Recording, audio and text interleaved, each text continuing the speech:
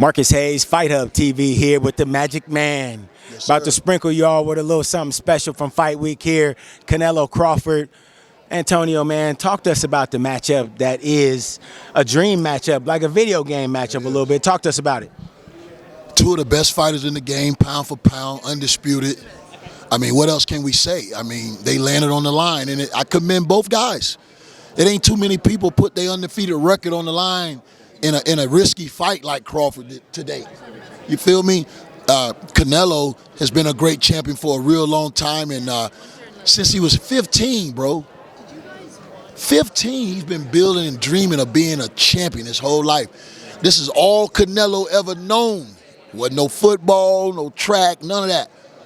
Boxing, bro. He live and eat and sleep the sport. You understand?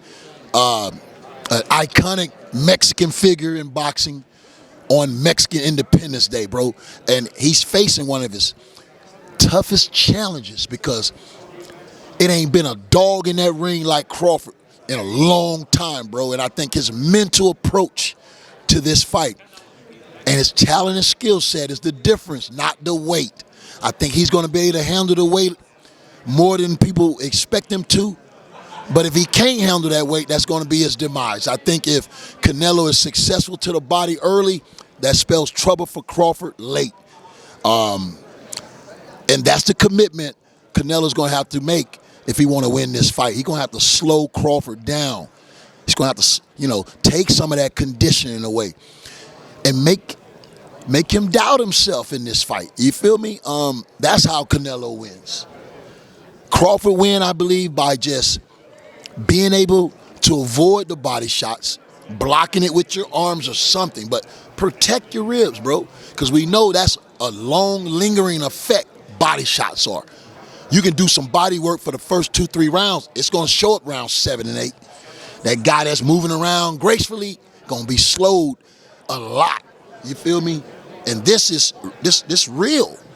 This is how you break a fighter down. You go to the body. I don't know any other way to do it.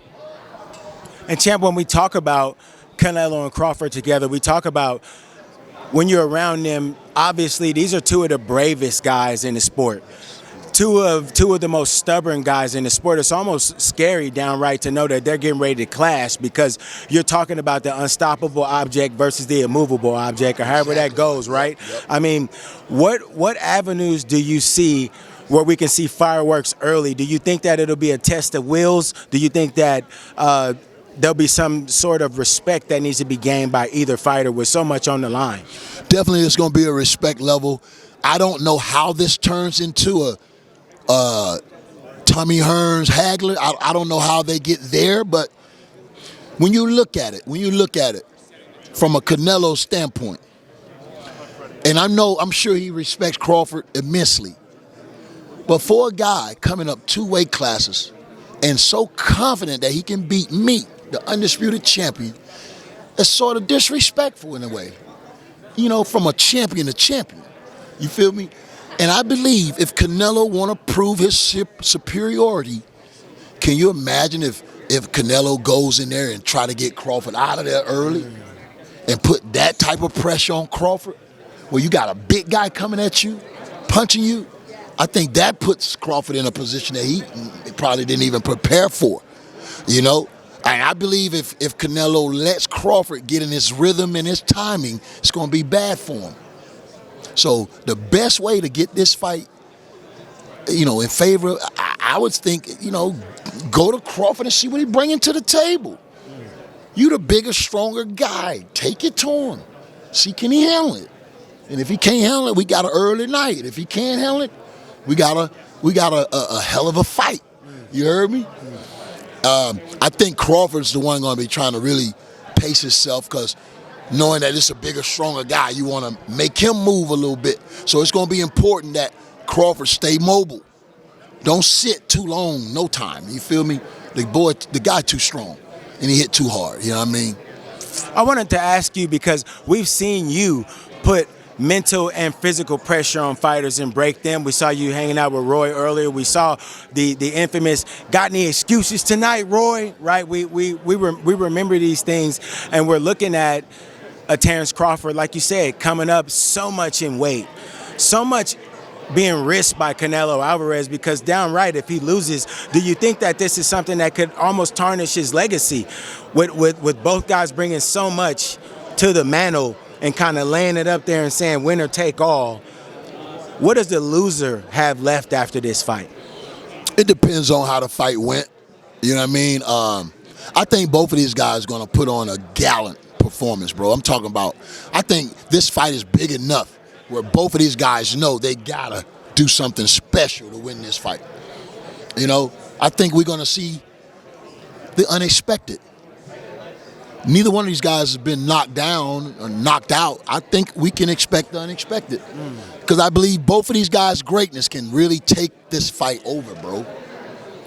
And they don't need, you know, sometimes greatness make you do some shit you ain't even never prepared for. Right.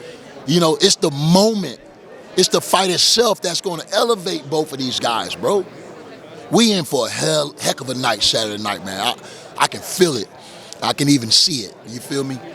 And the last thing I want to touch on about this fight, Antonio, one of the most intriguing parts is that we've seen guys go into the ring versus Canelo Alvarez and virtually almost be defeated mentally before the first bell. Yeah, you're right. Terence Crawford, a junkyard dog, in the back, off the chain, not going to bow down to another man that is pushing on him and that is looking to steal the play from him.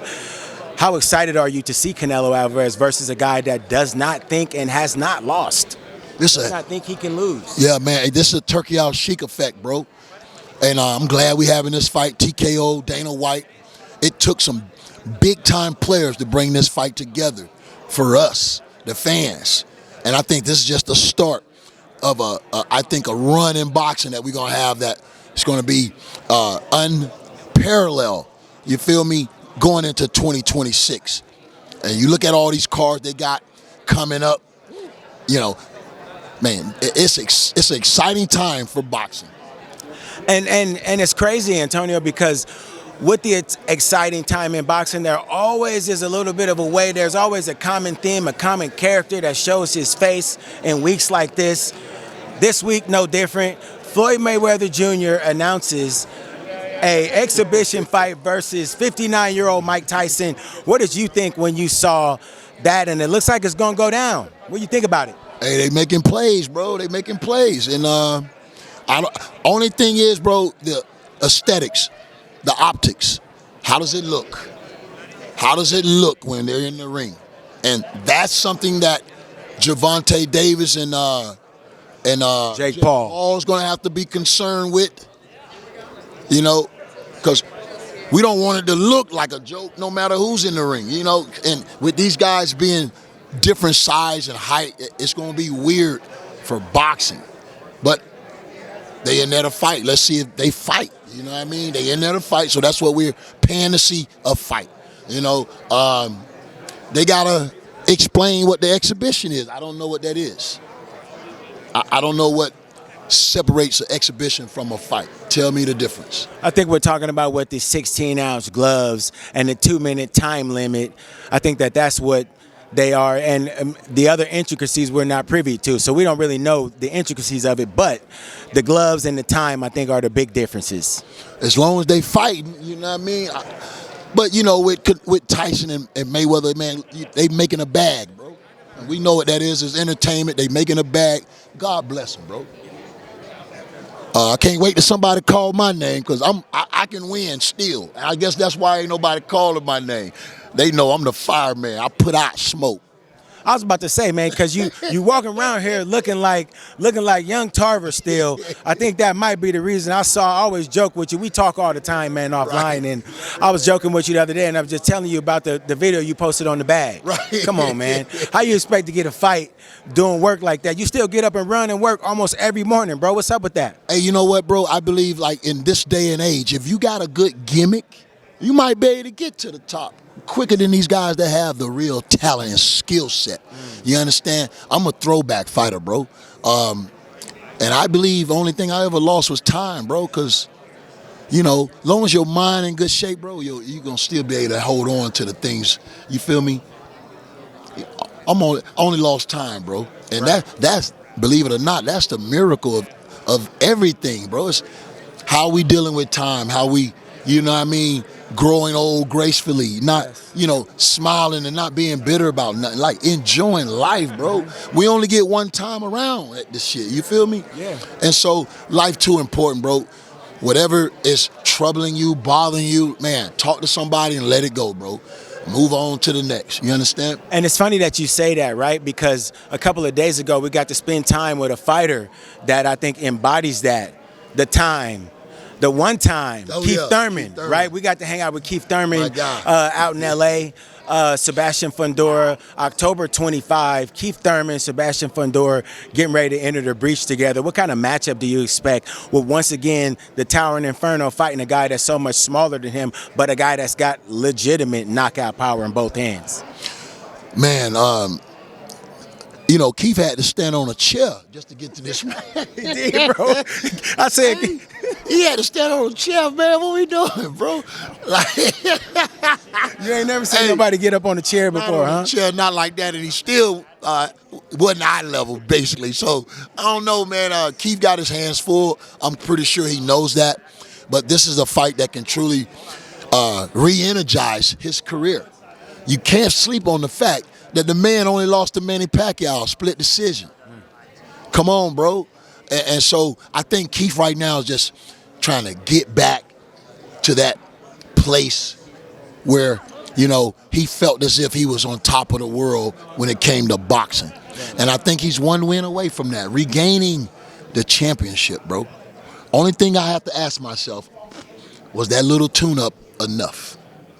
Talking about the gentleman out in Australia, he described it as like a little hors d'oeuvre. He said it wasn't really enough work. And that's what I wanted to ask you though, Antonio, was that with a guy like Sebastian Fundora, who you got to be right when you fighting him. You can't be halfway in, halfway out.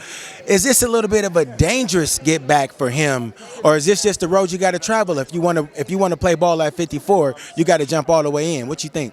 Well, I think this is a matter of a decision that Keith Thurman made, because when you look at the landscape, what are you gonna do? If he's at the age now where he got to do something big. You know what I mean? He can't keep playing around. He got to do something big, make a statement. His legacy ain't over yet. You know what I mean? He's still trying to put a bow on his great legacy. Only losing to Manny Pacquiao, he can beat Fundora and maybe defend against another bigger name and ride off in the sunset or something like that. But riding off in the sunset by being champion again. That's the picture I see for Keith Thurman, and I know he would want none other than that, to really sign, seal, and deliver the Hall of Fame career that I believe he's going to have. To be remembered. I mean, yeah, to do something great before he retires. I think he wants to do that. Defeat a guy that nobody really thinks he can win because of the height disparity, the difference in the reach. But if he can do that, pull off one more great performance, that puts Keith Thurman name right back up there. And I think it's a lot of fighters out there is in that position too. I was going to say that, man. Look, every time I talk to Antonio, I mean, the brother just is so thought-provoking, because you make me think of another guy. And you being a guy that trains fighters, right? There's a fighter out there who everybody at home is waiting for them to come back. A gentleman out in Texas, right? I know you're talking about the truth. The truth. The big fish, Errol Spence Jr. What would you like to see for Errol Spence Jr.? We've seen him recently linked in the gym again. He's in great shape, kind of in between coaches, doesn't have a coach yet. One, who would you like to see coach him, including yourself if you wanted to enter yourself in a sweepstakes? And two, who do you think is a perfect comeback fight for Errol Spence Jr.? Oh, well, I think they're talking about Charlo already, right? I've been kind of hearing it. I want to know what you think about it. With that long layoff, it looks like a desperate move to me, bro. With that long layoff, and we don't know where he's at. I don't think they give themselves, it's a disservice to him. I think get back and see where you at first, with a content, or not even one of those gatekeeping type guys. If somebody gonna give you a hard 4-5 rounds, and if you want to get some rounds in, you go to 6, 7, 8, and then if you want to get the guy out of there, you do that. Something that's gonna build some confidence. If they still believe he's championship material, that's how you do that. If you don't believe he's championship material again, you put him in a fight where you're going to make a lot of money, and then it is what it is. But I think he deserves better than that if they really, truly believe that he can win again. And I always wanted and thought that if I had an opportunity to really train a guy like Errol Spence, knowing me,